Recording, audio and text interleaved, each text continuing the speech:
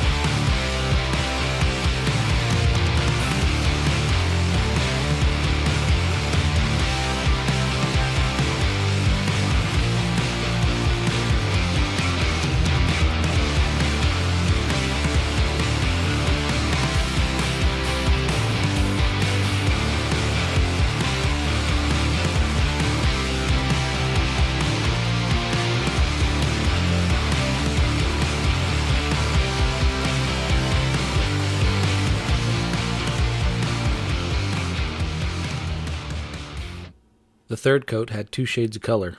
I do that just to add some visual interest. This and the final coat will make up the bulk of the color in the finished pattern. The goal with the third round of stencils is to cover about 50% of the total surface. The last paint coat will also be 2 shades. After flashing that in the kiln, I'll remove the stencils and final bake it. And since some of these parts are polymer, I can only bake it at 180 degrees. That means I have to extend the bake time to get a good cure.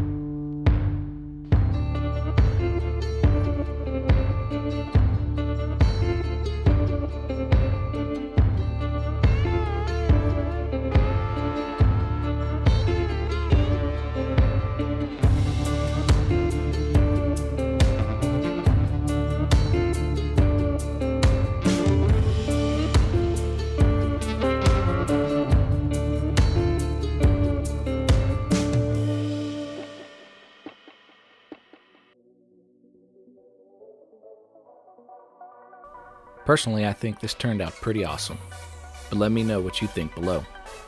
Like, comment, and share if you feel like your friends would enjoy this process. Thanks for watching. Stay tuned for more.